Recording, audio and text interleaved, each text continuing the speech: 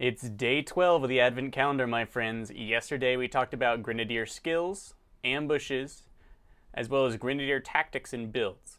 Today we'll talk about Operative skills, Traitors and Outsiders Part 2, and Operative. The time has come to reclaim our world. Welcome back, Commander. Incoming transmission. Day 12, Strategy, Operative skills. So the Operative, the 5th class, promised us and revealed last after all the other 4 classes, is going to be available later in the game. I believe you have to build the Lab first, and you're going to need to at least take down a sectoid in-game and probably complete a couple of researches after that, maybe the autopsy. Before you unlock the secrets to powers, but it should be available, I would guess, probably sometime in the early game, so you can still experiment with it and get lots of experience and rank up some Operatives. Operatives work in an interesting way. You don't know what... So you have to unlock, per operative, the different level up skills, but by going to the Lab and training for a period of time. That doesn't guarantee you have access to the skill you're unlocking. You can unlock them out of order. You can unlock a high level skill at the very beginning, and then you'll have to level up 5 or 6 levels to get to it. But this means there's a lot of flexibility and kind of randomness in how this works, which I think is a little odd, but we'll all get used to it. The good news is pretty much all the Operative abilities are good, and some are absolutely fantastic.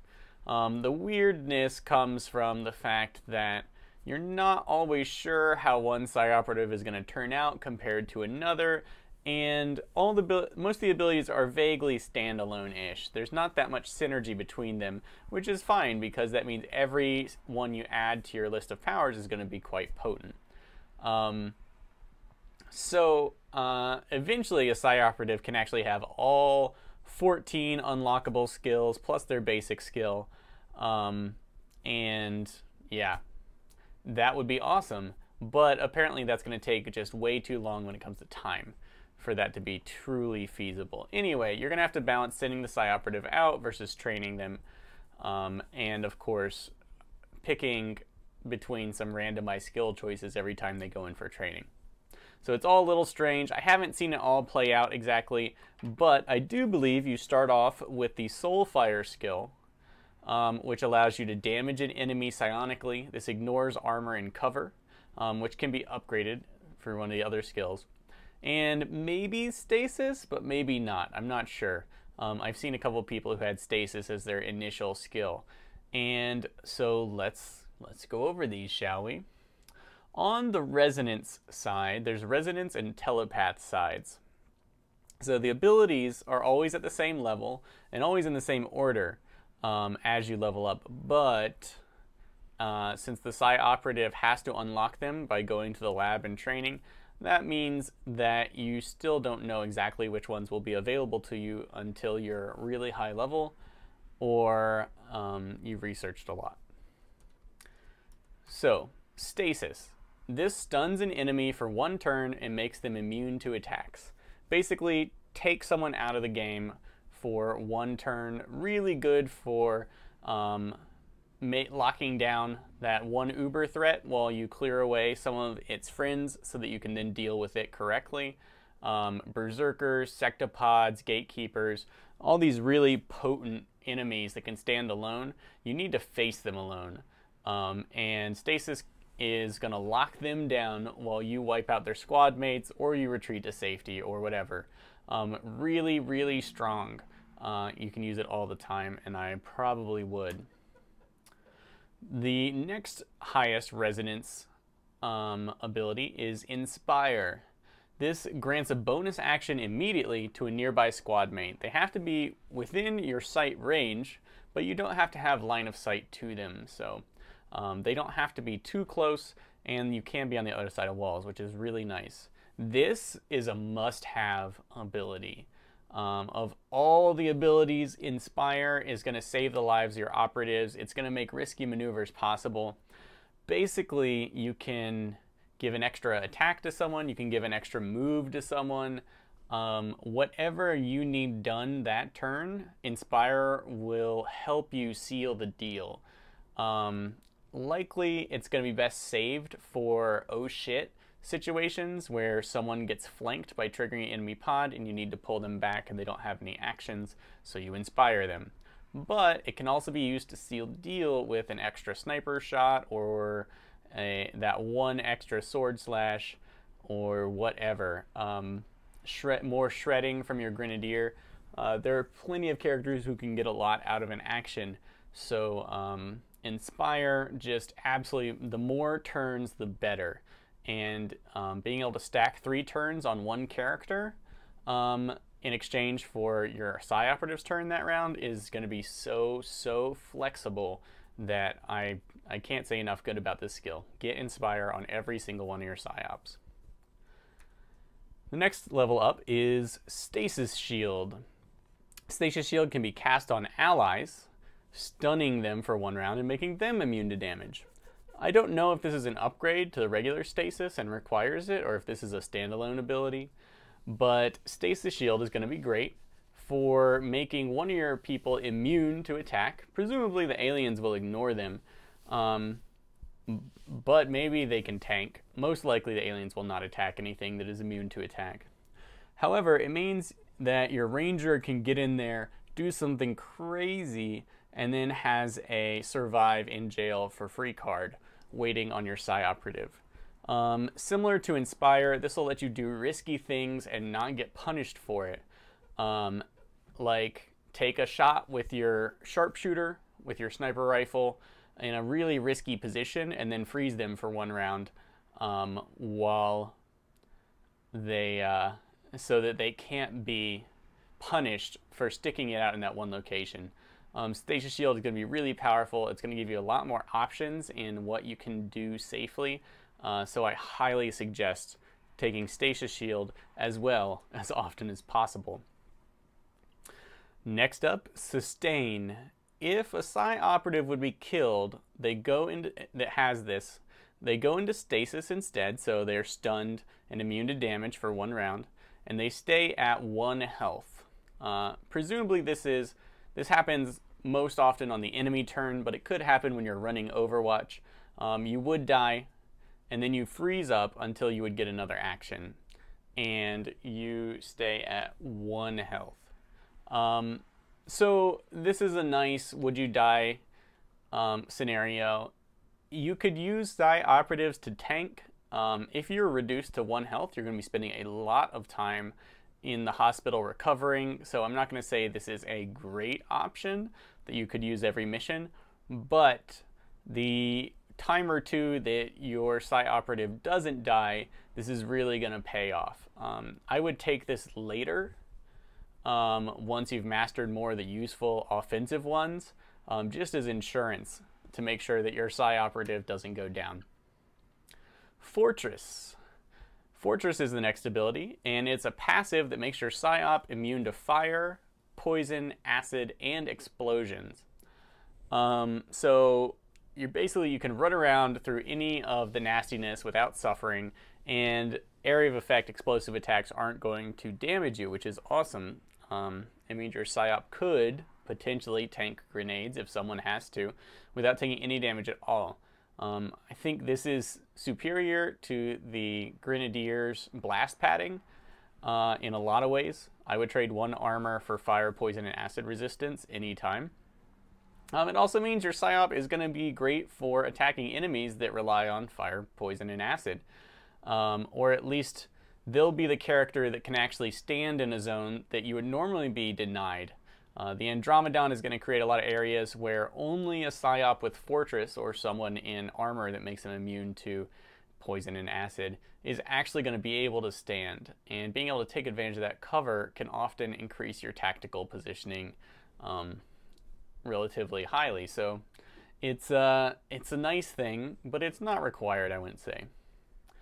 Next up, Domination. Mind control an enemy, only one successful use per mission. And it's dependent on your will versus the will of the target. If it's unsuccessful, then it's got a 4-turn cooldown, so you can keep trying it till you succeed, but you can only succeed once, so choose wisely. I think this is excellent balancing on their part. You can keep doing it till you succeed. You do waste a turn trying it, but mind controlling enemies is awesome and something you should do fairly regularly. I would try to use it up early when there are more aliens on the map, and having a larger squad size helps the most.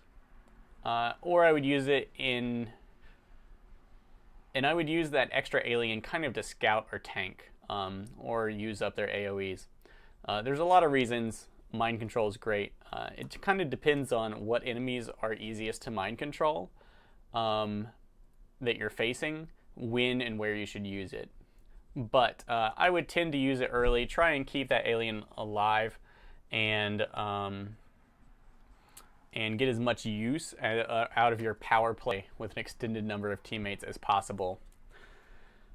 Last in the resonance chain is Void Rift. This is the Magus level because these psyops all have different class ranks than other classes. Void Rift generates a psionic explosion causing insanity, one of the telepath abilities, to everyone inside. 5-turn cooldown. Void Rift is awesome and a must-have. It's a huge explosion. It's can affect targets up to 3 spaces away from where you center the blast. It does moderate damage, like, I don't know, 4 to 6 was what I was looking at in the video I saw. And the fact that it can cause insanity is really awesome as well, because that's going to be the primary offensive synergy that we see in our Psi Operatives. But let's get over to the telepath group. I'm going to guess Domination was actually a telepath ability, not Resonance, excuse me. So in the telepath abilities, we see Insanity is the lowest level one. It inflicts different mental conditions, including stun, disorient, mind control even, maybe unconsciousness, who knows, on your target. It's your will versus theirs with some sort of modifier, and it has a 3-turn cooldown, so you can use it fairly often. Insanity is going to be great to use on enemies that have very powerful raw stats, but are not mentally super fortified. Since Void Rift causes insanity, everything that's good for insanity is good for Void Rift and vice versa.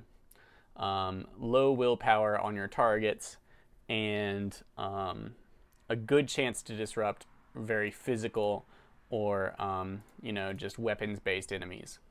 The ones that are special abilities based, insanity doesn't affect as much.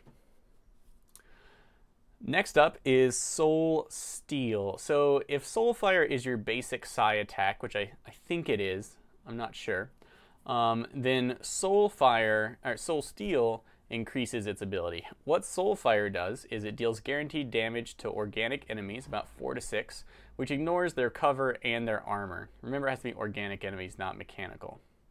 If you upgrade it to Soul Steel, then half that damage is returned to you and restores your health. It doesn't take you above the max, but it will restore lost health, it's just nice. And of course, the damage is good, and the fact that it ignores cover and armor is fantastic. Solace is the next ability. It's a passive aura that removes or blocks mental debuffs for yourself and any allies nearby, or allies that you move past. So it's a traveling radius. It has a 4-tile radius from you, which is huge. It means that it's quite wieldy. This is going to be a nice to have ability, not really required, but you're often going to be glad you have it, so pick it up if you get the chance. Passives are always nice, as they kind of save you from having to spend your actions to use them, and allows you to stack more power in any given turn. And of course, mental debuffs are brutal. So this prevents you from being disoriented or stunned, I assume, from mental things. And it removes panic and maybe some other stuff too. But those three alone are enough to make this quite worthwhile. And the ability to just simply use your moves as a kind of healing cleanse is just going to give the PSYOP a lot more to do. And I would strongly consider grabbing Solace simply because it's a passive that can help out your whole team. All right, next up is Schism. So Schism upgrades Insanity. Remember, Insanity inflicts mental conditions. And when you have Schism, it also deals around 2 to 4 damage from what I've heard. Although that may increase as your, what are they called? Psy-Amp, the item, the primary weapon item. Or, I don't know, whatever, the secondary item of the PSYOP. The class item, I guess. So yeah, Insanity will deal some damage, and that target will be ruptured and take 2 extra damage from all future attacks once schismed. This is huge. That is huge, especially because I believe that Schism will upgrade your Void Rift to cause every enemy within it who gets hit to go insane, possibly suffer some mental condition, and be ruptured so they take additional damage from future attacks. So big, so big. That makes your Void Rift just this perfect nuke to cause a whole enemy team damage, cause them to do wild stuff, and also cause them to sustain more damage from future attacks. So you're just going to love and want that. The next one up, Fuse. Remotely detonate an enemy or corpse's explosives. So this is cool. This may actually work on enemies that are immune to psionics if they carry explosives. And of course it does all the awesome stuff explosives do, like destroy cover, shred armor, deal damage, maybe burning, whatever. Fuse is fantastic. And since it works on corpses as well, it makes all the corpses traps. You're going to find Fuse just a great ability to have, and tons of fun. Good for starting a match, an ambush. Good for a good reason to lure enemies into fighting on top of their fallen comrades. Anyway, Fuse is super cool. More explosives are better. Lastly, Null Lance. This is a powerful single tile width beam attack that deals heavy damage. We saw it do about 8 with probably a basic Psy-Amp. That's pretty hefty. It has a 5-turn cooldown. It's good. It's gonna be good. It's no Void Rift, certainly not the equal of that, but Null Lance I wouldn't turn my nose up at if I had the option. However, I think some of the utility abilities would outshine it. If it were a matter of time, Null Lance would be kind of low on my list compared to the utility things and Void Rift, especially Void Rift plus Schism. Incoming transmission. Day 12, Tactics, Traitors, and Outsiders Part 2. Let's start off talking about Outsiders Part 2. I'll give you the double quotes on that, Outsiders. So, someone helpfully chimed in on one of my previous videos, one where I mentioned Outsiders and said I didn't know anything about them, and provided some information to me from one of the official streams. So, these holographic flaming entities with smoke for hair, which are awesome looking, are called codexes. And they have the ability to teleport. They have I think it's a weapon disabling aura that will deal damage to you if you stay in it. And they can duplicate, they can clone themselves at the cost of their health by splitting off some of their health into another enemy. That sounds awesome. And, you know, here's what you can expect from these guys. If all of this is true, then you can expect you want to be cautious while these guys are around, because they can do a lot of interesting stuff. They should be easy to kill on their own, but they can definitely complicate situations to the point that you start you end up in a worst case scenario. So when you run into these guys, go ahead and just duke it out, maybe pull back a little bit, fight it out. You want to stay away from them if possible. Of course, they can teleport, so that's bad. Keep your ranger close, as anything that can teleport will want to flank you. And you can expect Overwatch if you get flanked, because enemies want to lock you in place. So have your escapes ready. Rangers with Shadow Step are going to be really nice. And their ability to run around the battlefield will help deal with that teleportation and kill them. So expect to be put into awkward positions, maybe have to reload your weapons to get them working, and generally to have to move around a bit to fight these. So your best counters are going to be a well-equipped ranger, to be slightly spread out so multiple units don't get hit by this weapon disabling thing. And generally to play it safe until the codex is dead. Now, what about traitors? So, friends who have been mind controlled, you have two choices. You can save them or you can kill them. Since killing is your last option and the last thing you ever want to do. So let's say you want to save all of your mind controlled friend. How do you go about this? So I would say there are three primary ways to deal with mind-controlled friends, and there are better friends to have mind-controlled than others. So, first things first. If you think you're going to face a mind control, who would you prefer become mind-controlled? And once you get used to the alien AI, you may get an idea of who they're going to mind control, and you might be able to bait out that mind control on a unit that doesn't cause that much difficulty. So, who? I would say you want someone who does low damage, especially someone who might be debuffed already. If someone's disoriented or stunned, or their aim particularly is low, that's a good target to let be mind controlled, because they'll be weakened for a little while of that control. Someone who's out of ammo. Spending all your ammo so that they have to reload on the enemy's turn can help, but it's no guarantee. And you definitely don't want that person to have explosives, because then they will use them on you. If they're slow, that's better. And if they have the ability to stay safe or escape once the control is over, no matter where they are in the battlefield, like a Ranger's Shadow Step or a Psi Operative's Sustain or Stasis Shield, then that is a plus, because they may wind up in a dangerous position once the control has ended. I would suggest not letting your Grenadier be controlled, because they're the ones who are going to be best at setting up the killing blow on the controlling alien. So try and keep your Grenadier safe. Anyone with Rupture, probably your Psyop also, but your Psyop is probably more resistant. And I would say probably the Specialist is the best class to have mind controlled, as their utility abilities won't be of any use to the aliens. Whereas Grenadiers are bad with their really powerful offensive abilities, Rangers are bad with their slashy abilities, and your Psyop obviously is bad for being controlled.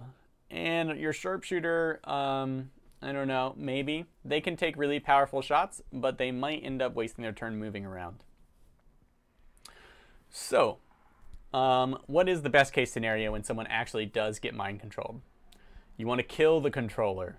A Grenadier and a Sharpshooter might be up for it if it's kind of a weak enemy that only takes 2 attacks.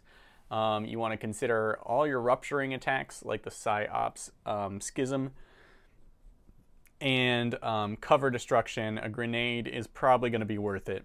But and I'm not sure exactly how stasis interacts with mind control. Maybe if you put the controller into stasis, it will break the control, or maybe not. But it would be worth knowing if stasis just broke enemy control over your friends, because that would be awesome.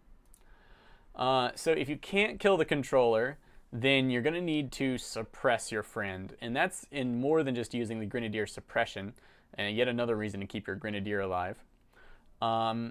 You keep them pinned down, you use Overwatch, you make sure their aim is reduced as possible. You might even try casting Insanity on them, stun grenades, knocking them unconscious. Whatever you can do is better than them acting for the enemy team, mostly. If they're not too dangerous, if it's just a specialist and they're going to pop some rifle rounds, then you might consider just letting them go hog wild. But depending on how aggressive they are and how brutal it is, you may just have to go for option number 3. So remember that suppressing is going to keep 2 of your people busy while you try and hold the line against whatever else is going on. One person's controlled, the other person is trying to pin down your friend so he doesn't kill you. And then the rest of your squad is fighting whatever they'd normally be fighting. That is a tough situation to be in. So the most suboptimal thing you can do besides killing your friend is to completely avoid them. And I've done this in the past. It was a 4-turn cooldown on enemy unknown, I think, and I just ran away from my friend. And when the mind control was off, he was in the middle of a pack of enemies, but he could dash out and we managed to save him. If you're going to avoid your friend until the mind control wears off, if you happen to know the duration of the control, that's going to be really key, because you're going to want to avoid him and then start moving back towards him when control is about to end to support him, because once he is an enemy of the aliens again, back on your side, they are going to have him maybe surrounded, maybe alone. You have no idea what the AI is doing out there with him, and his positioning could be really horrific. This is where Stasis Shield, Sustain, and Shadow Step, and even Conceal are going to be great options for getting your poor mind-controlled dude out of the fire that he has unwillingly been shoved into. So, kill the controller, suppress your friend, avoid your friend are the main changes. And if someone has to be controlled, consider carefully and try and bait that out, as most aliens who try mind control are going to succeed. Incoming transmission. Day 12, Disposition, Operative Synergies. So we went over all of the Operative skills, and we talked about the various synergies that they have in the tactics section. Here in the disposition, let's talk a little more in depth about what synergies the Operative is going to be able to work with. First off, I can tell you Inspire is going to let you do a lot of crazy stuff. It's going to let one character go Rambo, and then you're going to be able to pull their butt out of the fire if things go wrong, or you're going to be able to give them an extra attack if things go right, to make it even more worthwhile. Best saved for defense or for when you most need it. Inspire is incredibly good, and you're always going to want it. And it combos with everyone else's skills, which is just utterly ridiculous. You can use it with a Grenadier to shred even more armor in a turn, or you can use it with someone who ruptures, like another Psyop or your Grenadier, to deal all that extra damage with Rupture. Imagine using Rupture and then hitting the target with Chain Shot for a Rupture critical hit, and then the Chain Shot, each of those 2 attacks deals 3 extra damage. So let's see, a Grenadier could salvo an explosive out, destroying the cover of, say, a Muton. Then they could Rupture that Muton. And then you could inspire them to let them take a chain shot on that Muton. And then you'd hit them with 3 attacks and the damage would be insane. So Inspire is going to combo with everyone else, which is why it is so good. Also, it's a powerful defensive and offensive tool. Stasis Shield is a purely defensive tool, but it can allow other characters to be more offensive. If your Ranger misses that slash and doesn't kill an enemy, stasis them. If your Grenadier needs to get close enough to use a grenade and then can't get back, stasis them after they've done it. If you can't afford to move your sharpshooter and they have to take the shot, stasis them. Always use stasis after the character is acted, I would think, so that you don't waste any of their abilities. Stasis is just going to let you overextend and not be punished for it. It also is going to give you sight wherever your character is, which is, you know, probably good. Wherever your character is, you've already revealed what other alien pod's there, so it's not increasing your risk. But it does mean you're going to see exactly where the aliens go. You're probably going to get a closer look at the alien movement from a unit that is up in their front line and invincible than you ever would before. And lastly, let's just go back over the Void Rift Schism connection. Whether you have Insanity or not, Void Rift will cause insanity on everyone hit. And then they will be schisms, so they'll take I don't know if they'll actually take extra damage from the Insanity the way Schism would, but I'm sure that it will actually rupture them, since I saw that in one of the videos, which is so good. So the Void Rift Schism should absolutely be the offensive powerhouse you go for. The Null Lance looks nice, but beams are notoriously difficult to line up shots with. And the Void Rift Explosion is just going to be so much better. So much better. So mostly everything else we talked about in the tactics section. Alright friends, that's it for day 12. If you enjoyed this content, please go ahead and like this video. If you'd like to see the next Advent Calendar video as soon as it comes out, please subscribe to my channel. Tomorrow we're going to be talking about multi-classing, civilians and scanners, and marching order.